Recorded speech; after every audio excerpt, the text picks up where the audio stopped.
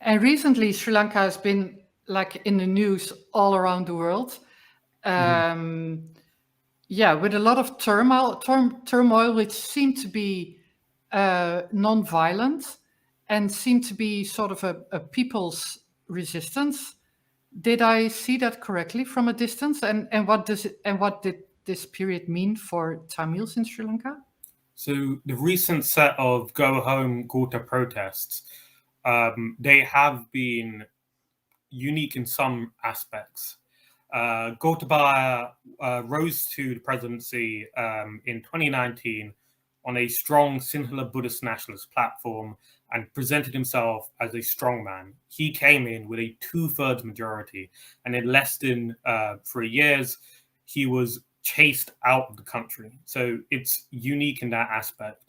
However, one of the biggest issues with the protests is that there wasn't a culminated vision of what they wanted to actually achieve. What it melted down to was very much that catchphrase or slogan, "Go home, Gota." What would come afterwards?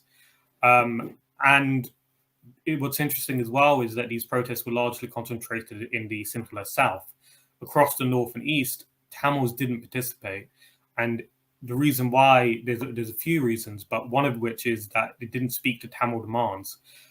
It was seen as an outgrowth of economic mismanagement. Tamils have been going to the streets day in, day out, facing constant harassment from security forces to demand, justice or an account for where their loved ones are right now.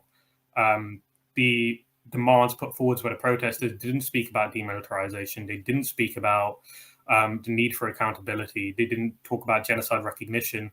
They just focused on economic mismanagement and these kind of gestures towards reform, but without anything tangible, I would say.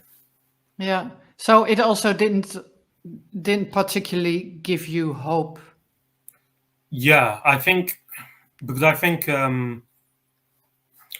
I think it didn't actually challenge the base of power. It didn't question the military. It didn't question the Sinhala Buddhist nationalism that runs through the core of Sri Lanka.